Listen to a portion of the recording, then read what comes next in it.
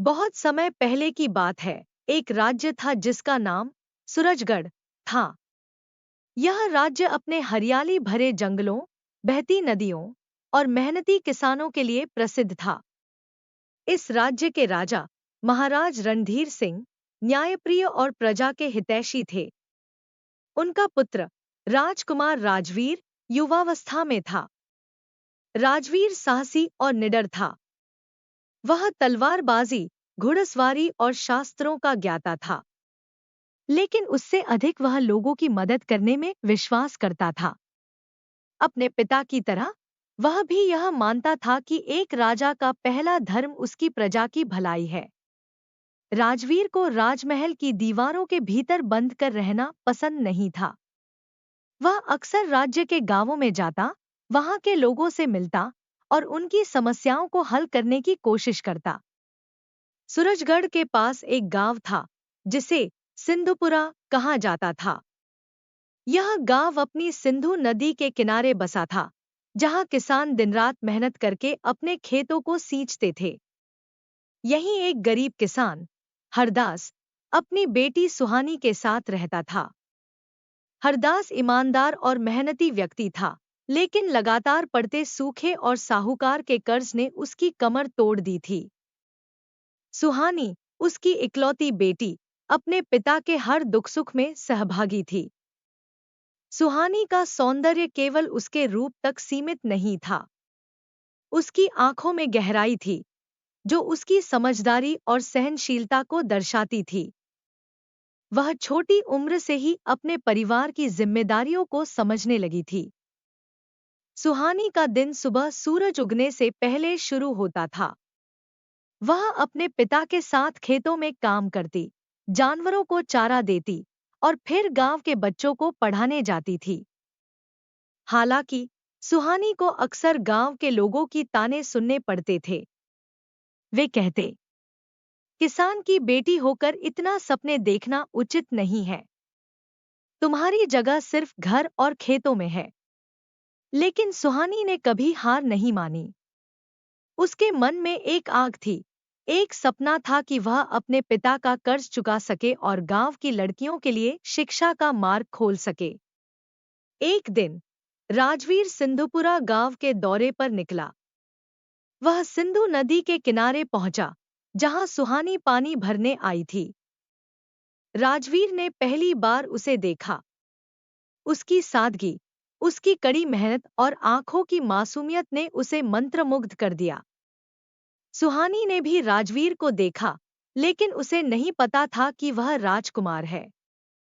उसने बस सिर झुकाकर अभिवादन किया और अपनी राह चली गई। अगले कुछ दिनों तक राजवीर सिंधुपुरा गांव के अलग अलग हिस्सों में जाता रहा। हर बार वह किसी बहाने सुहानी से मिलने की कोशिश करता।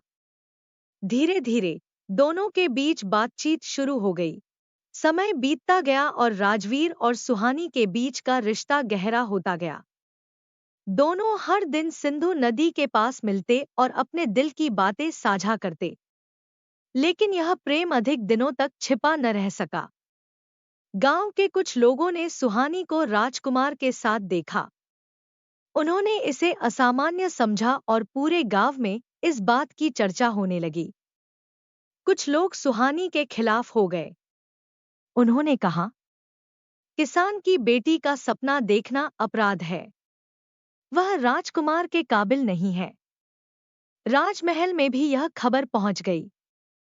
जब महाराज रणधीर सिंह और रानी गौरी ने यह सुना, तो उन्हें गुस्सा आया।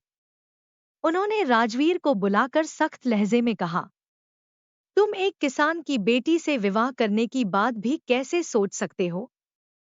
तुम्हें शाही खून में जन्मी किसी राजकुमारी से विवाह करना होगा, जिससे हमारा राज्य और भी शक्तिशाली बन सके। लेकिन राजवीर ने स्पष्ट शब्दों में कहा, मुझे राजनीति या शक्ति की परवाह नहीं। मैं अपने दिल की सुनूंगा। राजवीर के इस जवाब ने राजमहल में तूफान ला दिया। राजा ने उसे सिंधुपुरा गांव जाने से मना कर दिया। उन्होंने उसे राजमहल में नजरबंद कर दिया। उधर गांव में सुहानी पर भी दबाव बढ़ने लगा। गांव के बुजुर्गों ने हरदास को बुलाकर कहा, तुम्हारी बेटी राजकुमार को गुमराह कर रही है। यह राज्य और गांव दोनों के लिए ठीक नहीं। उसे समझाओ कि वह इस प्रेम को समाप्त कर दे।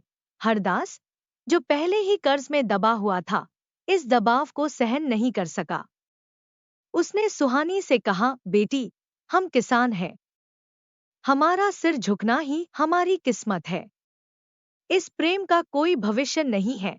सुहानी ने अपने पिता की बात समझी। वह जानती थी कि उसका प्रेम राजवीर के लिए कितनी मुश्किलें खड़ी कर रहा है। उसने निर्णय लिया कि वह इस प्रेम को खत्म कर देगी ताकि राजवीर अपनी जिम्मेदारियों पर ध्यान केंद्रित कर सके।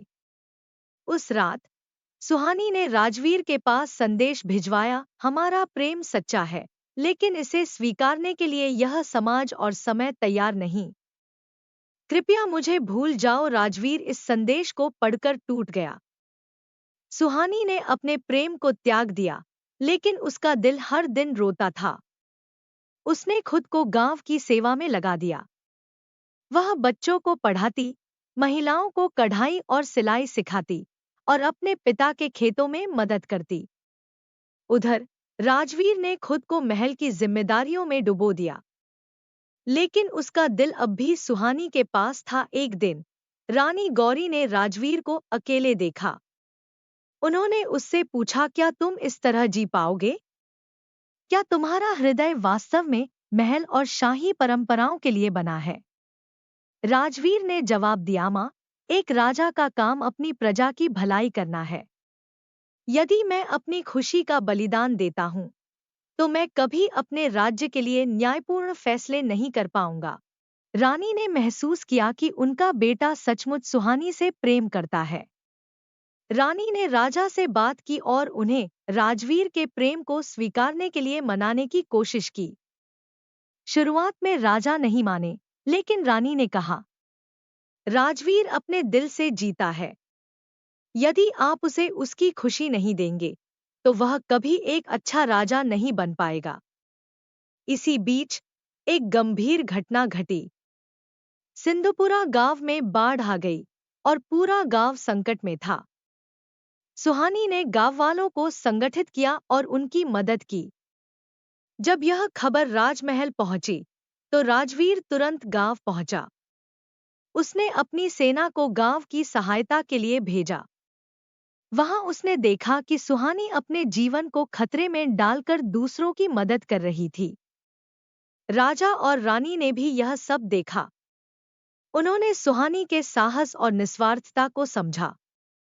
राजा ने कहा, जो लड़की अपनी प्रजा के लिए इतना कुछ कर सकती है, वह हमारे राजकुमार के लिए सही जीवन साथी है।